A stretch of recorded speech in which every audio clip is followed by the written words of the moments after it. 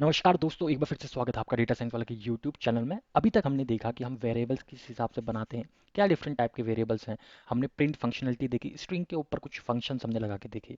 लेकिन यदि मैं कहूँ कि हमारे पास ऐसा कोई फंक्शन या ऐसी कोई कलेक्शन हमारे पास उपलब्ध होनी चाहिए जिसमें हम मल्टीपल टाइप के डेटा को स्टोर कर पाए और उसके ऊपर कुछ चेंजेस भी कर पाए, तो क्या ये पॉसिबल है?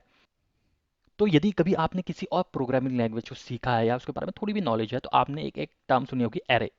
तो एरे में क्या होता है? कलेक्शन ऑफ लाइक आइटम्स होता है एक एरे।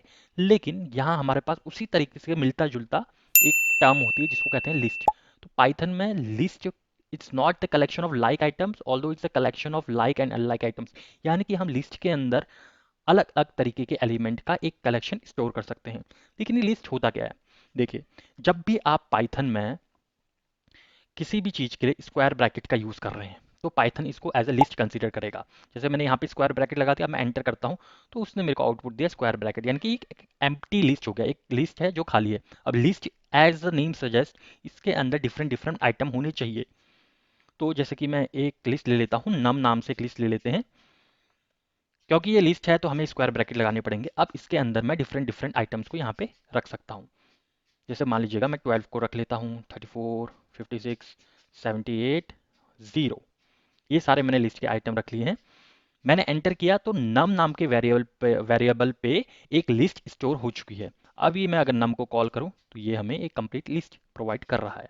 लेकिन क्या जो लिस्ट है ये सिर्फ एक ही तरीके का डेटा टाइप स्टोर कर रहा है? जैसे हमारे इसमें अभी तक हमने केवल और केवल इंटीजर को ही स्टोर किया है। तो लेट्स चेक। मैं नम नाम से दोबारा नम वन नाम से एक लिस्ट बनाता हूँ और उसमें मैं स्टोर करता हूँ 12 जो कि एक इंटीजर है, 23.5 जो कि एक फ्लोटिंग पॉइंट नंबर है, और उसके अलावा मैं डेटा साइंस वाला स्टोर करता हूँ जो कि अपने आप में एक स्ट्रिंग है। अब मैं इसको एंटर करता हूँ और यहाँ पे नम वन को कॉल करता हूँ, तो देखिएगा हमने जो लिस्ट के अंदर स्टोर किया है डिफरेंट डिफरेंट डेटा टाइप्स। यानी कि लिस्ट के अंदर हम अलग अलग तरीके के डेटा टाइप को भी स्टोर कर सकते हैं बहुत ही इजीली। देखिए, जैसे कि हमने अपने पिछले लेक्चर में देखा था कि हम जब भी कोई स्ट्रिंग को स्टोर कर रहे थे और स्ट्रिंग का किसी पर्टिकुलर एलिमेंट को हम एक्सट्रैक्ट करना चाह रहे थे, तो उस समय हम इंडेक्सिंग का प्रयोग कर रहे थे। क्या ये लिस्ट में पॉसिबल है कि हम पर्टिकुलर इंडेक्सिंग के द्वारा एक एलिमेंट को एक्सट्रैक्ट कर पाए? तो देखते हैं इसके लिए। तो जो हमारी पहली लिस्ट है नम, हम इसके एलिमेंट को एक्सट्रैक्ट करेंगे पहले।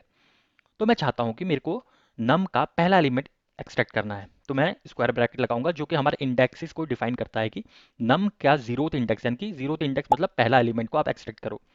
तो इसकी जो वैल्यू होनी चाहिए वो होनी चाहिए 12। तो इसी प्रकार से हम किसी भी लिस्ट के क्या लास्ट एलिमेंट को भी एक्सट्रैक्ट कर सकते हैं। देख लेते हैं। नम लास्ट एलिमेंट को एक्सट्रैक्ट करने के लिए हम -1 लगाते हैं, तो लास्ट एलिमेंट है 0, जो कि हमने देख लिया कि हम प्रॉपरली एक्सट्रैक्ट कर पा रहे हैं यहाँ पे। अब इसके अलावा हमने देखिए स्ट्रिंग के अंदर हमने ये भी देखा था कि हमने स्लाइसिंग कर पा रहे थे, यानी कि हमें किसी पर्टिकुलर रेंज से एलिमेंट निकालना है। जैसे कि यदि मैं इस वाली लिस्ट को लूँ, नम वाली लिस्ट को, और मैं चाहता हूँ कि मेरे को सेकंड एलिमेंट से लास्ट एलिमेंट की सारी चीज़ें मिल जाए, तो ये पॉसिबल है। इसको हम कहेंगे स्लाइसिंग ऑपरेशन। एक बार चेक कर लेते हैं। तो मेरे को जो पहला एलिमेंट है उससे मेरे को एंड वाले एलिमेंट तक की सारी चीज़ें निकाल के दो। तो इसने मेरे को सारे की सारी एलिमेंट निकाल के दे दिए, यानी कि स्लाइसिंग भी पॉसिबल है किसी लिस्ट के ऊपर। जैसे कि मेरा ये नम वन वाला लिस्ट था, मैं इसको दोबारा से कॉपी कर लेता हूँ। यहाँ पे हमने देखा कि हमने डिफरेंट डिफरेंट डेटा टाइप को यहाँ पे स्टोर कर रखा है नम वन वालों में। अब क्या मैं इस नम वन के किसी पर्टिकुलर एलिमेंट के अंदर की भी चीज़ निकाल सकता हूँ? जैसे कि देखिए ये अपने आप पे इंटीजर है, तो ये जहाँ पे भी इसका कलेक्शन होगा, जिस इंडेक्स में भी कलेक्शन होगा, तो 12 एज ए यूनिक एंटिटी है। लेकिन ये जो स्ट्रिंग है, क्या मैं इसके अंदर से केवल और केवल डी को एक्सट्रैक्ट कर सकता हूँ? क्या ये पॉसिबल है? तो देखते हैं। देखिए, अगर मेरे को डी, सबसे पहले मेरे को डी एस डब्ल्यू में से डी को एक्सट्रैक्ट करना है, तो सबसे पहले मैं पूरा का पूरा जो वर्ड होगा उसको एक्सट्रैक्ट करूंगा। तो मैं नम वन में से एक्सट्रैक्ट करता हूँ डी एस डब्ल्यू। अब डी एस डब्ल्यू जो है, इसका इंडेक्स कितना है? इसका सेकंड इंडेक्स में आ रहा है। देखिए 0 में ये आ रहा है, 1 में ये आ रहा है और 2 में ये आ रहा है। सेकंड इंडेक्स से मेरा क्या आ जाएगा? D S W. तो ये एक्सट्रैक्ट हो गया। अब ये जो हमें आउटपुट मिल रहा है, ये क्या मिल रहा है हमें? एज ए स्ट्रिंग मिल रहा है। अब आपको पता है कि स्ट्रिंग के अंदर, यानी कि ये पूरा का पूरा जब भी पाइथन इसको इंटरप्रेट कर रहा है तो ये एज ए स्ट्रिंग कर रहा है। अब स्ट्रिंग के अंदर हमें कोई सा भी एलिमेंट निकालना है, जैसे मेरे को इसका ये एलिमेंट निकालना है, तो बहुत आसान है। तो हम इस स्ट्रिंग में से एलिमेंट नंबर 0 निकालेंगे, यानी कि इसका पहला एलिमेंट। अब मैं एंटर करता हूँ तो मेरे को आउटपुट आना चाहिए डी। इसके अलावा देखिए हम एक और कॉन्सेप्ट के बारे में जानते हैं जिसको कहते हैं नेस्टिंग ऑफ लिस्ट। नेस्टिंग और ऑफ लिस्ट क्या होता है कि एक लिस्ट के अंदर कोई दूसरी लिस्ट हो सकती है। क्या ये पॉसिबल है कि एक लिस्ट के अंदर दूसरी लिस्ट हो, उसके अंदर तीसरी लिस्ट हो? क्या ये पॉसिबल है? बिल्कुल पॉसिबल है, क्योंकि जब पाइथन के साथ आप काम करो तो पाइथन के अंदर बहुत ही ज़्यादा फ्लेक्सिबिलिटी होती है। और list one of the data type है, एक स्टोरेज टाइप है जहाँ पे सबसे मैक्सिमम फ्लेक्सिबिलिटी आपको प्रोवाइड होती है। तो मान लीजिएगा मैं एक लिस्ट ऑफ लिस्ट बना के देता हूँ, ठीक। इसके अंदर मैं सबसे पहले, क्योंकि मेरे को एक लिस्ट बनानी है, तो मैं एक square bracket open and close दोनों कर लेता हूँ। और उसके बाद मैं एक कुछ एलिमेंट डाल देता हूँ, 1 2 और 3 डाल देते हैं। अब इसके अलावा मैं इसके अंदर एक और लिस्ट डाल देता हूँ। ठीक, इसके अंदर एक और लिस्ट डाल दी जिसमें एलिमेंट है 4 5। और फिर इसके अंदर मैं एक और लिस्ट डाल देता हूँ जिसके एलिमेंट है 6। केवल एक ही एलिमेंट रखते हैं। तो हमने यहाँ पे 3 लिस्ट बना दी। देखिए ये होगी सबसे ऊपर वाली पेरेंट लिस्ट, जो पहला स्क्वायर ब्रैकेट ओपन हो रहा है, क्लोज हो रहा है।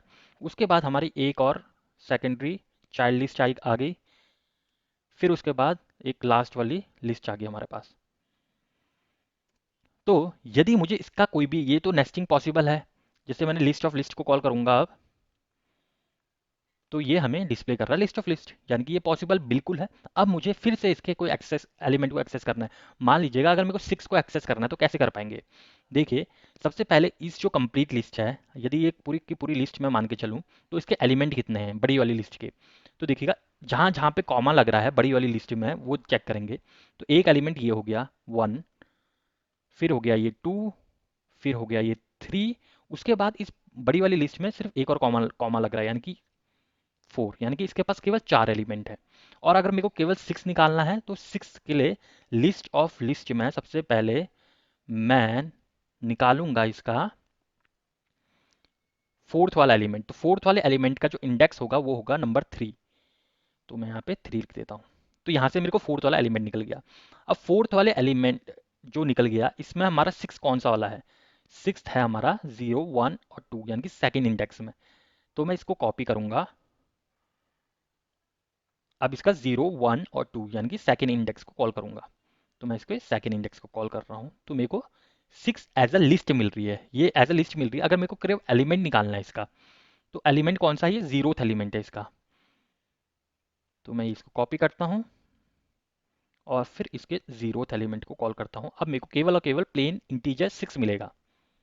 तो देखिएगा हम किस हिसाब से नेस्टिंग कर सकते हैं, और नेस्टिंग के अंदर इंडेक्सेस के थ्रू हम एवरी एलिमेंट को एक पर्टिकुलर वे में कॉल कर पाएंगे। अब बढ़ते हैं अपने कुछ लिस्ट ऑपरेशंस के बारे में। देखिए लिस्ट के अंदर हमें बहुत सारे फंक्शंस और मेथड दे रखे होंगे जो कि प्री बिल्ट होते हैं, यानी कि अपने आप पाइथन के पास होते हैं पहले से डेवलप, जिसके थ्रू हमारा कुछ जो काम होता है बहुत ईजी हो जाता है।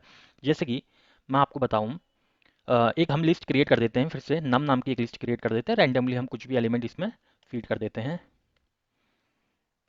तो ये हमारी एक लिस्ट हो गई।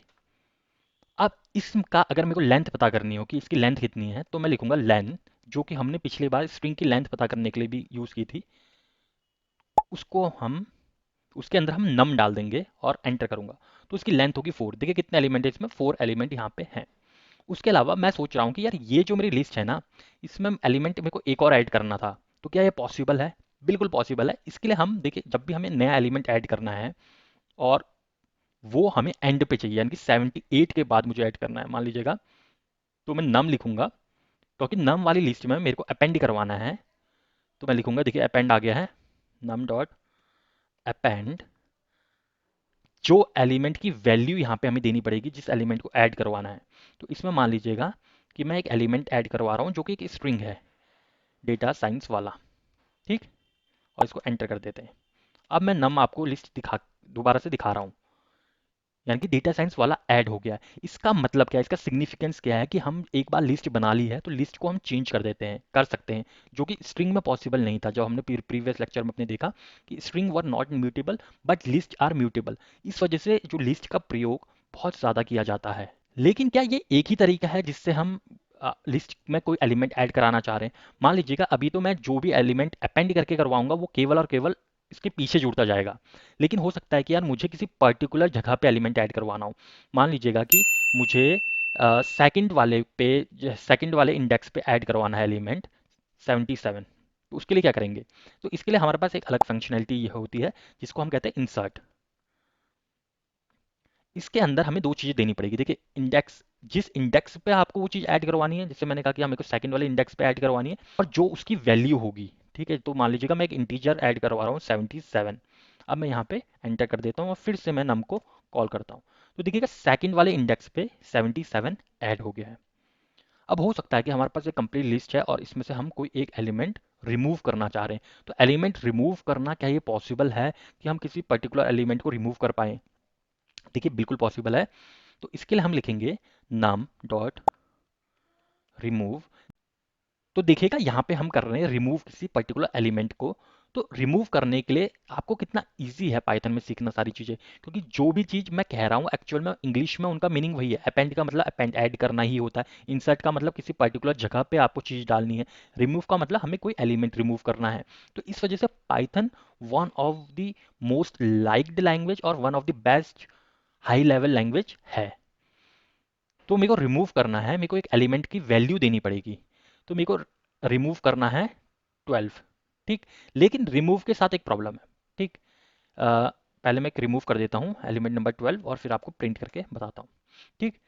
जैसे कि ये हमारे पास ये हमारा 12 वाला एलिमेंट रिमूव हो गया, बट मान लीजिएगा मैं नम डॉट अपेंड कराता हूँ और इसमें अपेंड करा देता हूँ 1, और उसके बाद फिर से मैं नम डॉट अपेंड करा देता हूँ 1। अब मैं अगर नम को देखूं तो लास्ट में 2 1 हमारे पास आएंगे। लेकिन जब मैं इसमें नम डॉट रिमूव करूंगा और मैं रिमूव के अंदर उसकी वैल्यू डालूंगा 1। ठीक। तो ये वाला जो 1 होगा ये इसको रिमूव करेगा, ये पीछे वाला 1 रिमूव नहीं करेगा। जो भी 1 इसके अंदर पहले इनकाउंटर होगा ये उसको रिमूव करेगा। तो देखिएगा हमारे पास एक 1 अभी भी बचा है। देखिए, और इसके अलावा भी अगर हमें कोई एलिमेंट रिमूव करना है, यहाँ पे तो हमने बता दिया कि एलिमेंट की वैल्यू इतनी है, आप रिमूव कर दीजिएगा। ठीक है। लेकिन अगर मैं कुछ ना कहूँ, अगर मेरे को लास्ट वाला एलिमेंट रिमूव कराना है तो मैं क्या कर सकता हूँ? तो इसके लिए हमारे पास अलग मेथड है, पॉप, यानी कि something to be pulled out. तो हमने कुछ चीज़ एलिमेंट हमसे यहाँ से पॉप करवाना है।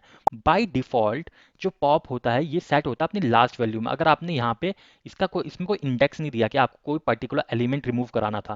देखिए, यहाँ पे तो हम वैल्यू के थ्रू रिमूव करा रहे हैं कि जिसकी भी वैल्यू 1 आ गई आप रिमूव कर दो। ठीक है। और अगर मैं सिंपल पॉप रखूँ तो ये लास्ट वाला एलिमेंट रिमूव कर देगा। जैसे मैं आपको पॉप करके दिखाता हूँ। तो इसने पॉप कर दी वैल्यू 1। अब अगर मैं आपको नाम दिखाऊँ तो इसमें वैल्यू ये है ही नहीं। लेकिन अगर मेरे को कोई पर्टिकुलर एलिमेंट रिमूव कराना है तो मुझे उसका इंडेक्स नंबर यहाँ पे डालना पड़ेगा। इंडेक्स नंबर डालना पड़ेगा। तो मान लीजिएगा मैं 1 वाले इंडेक्स को रिमूव करना चाह रहा हूँ। 1 वाले इंडेक्स की जो वैल्यू है वो 77 है। तो ये मेरे को पॉप यहाँ पे प्रिंट करा के देगा कि इसकी वैल्यू 77 है और 1 वाले जो है 77 ये रिमूव हो चुका है। तो देखिएगा हमारे पास जो लिस्ट है इसके अंदर कुछ और मेथड भी होते हैं, उनके बारे में हम बात कर लेते हैं। देखिए, मान लीजिएगा हमारे पास एक कुछ इस तरीके की एक लिस्ट दे रखी है नम नाम की, और हम चाहते हैं कि इसकी शॉर्टिंग हो जाए। ठीक है। तो शॉर्टिंग के लिए हम क्या कर सकते हैं? तो अगर मैं नम लिखूं और उसके बाद शॉर्ट लिखूं, SORT, शॉर्ट लिखूं और उसके बाद मैं एंटर कर दूं। अब मैं नम को प्रिंट कराता हूँ। तो देखिएगा ये बढ़ते हुए क्रम में हमारी स्टोर हो चुकी है, शॉर्ट हो गई है, यानी कि असेंडिंग ऑर्डर पे ये शॉर्ट हो गई है। लेकिन मान लीजिएगा कि मुझे इसको असेंडिंग में नहीं डिसेंडिंग में शॉर्ट करवाना था। तो मैं यहाँ पे शॉर्ट लिखूंगा और मैं यहाँ पे रिवर्स इक्वल्स टू ट्रू लिख दूंगा। ठीक है। REVERSE equals to true. अब मैं इसको एंटर कर देता हूँ। अब मैं हमारा जो नाम होगा वो डिसेंडिंग ऑर्डर में यानी कि गिरते हुए क्रम में स्टोर हो चुका है। तो ये शॉर्ट करके एक बहुत ही पॉपुलर हमारे पास मेथड उपलब्ध है लिस्टिक्स के साथ। इसके अलावा हमने तो अभी देखा कि हम कैसे कैसे करके अपेंड के जरिए हम एक एक करके एलिमेंट हम ऐड कर रहे थे अपने लिस्ट में, या फिर इंसर्ट के जरिए एक एक करके हम ऐड कर रहे थे। लेकिन अगर मैं चाहूँ कि मेरे पास ना मैं एक एक करके ना करूँ, मेरे पास काफ़ी ज़्यादा एलिमेंट हैं, तो मैं उसको एक साथ ऐड कर दूँ नंबर ऑफ एलिमेंट्स को, तो क्या पॉसिबल है?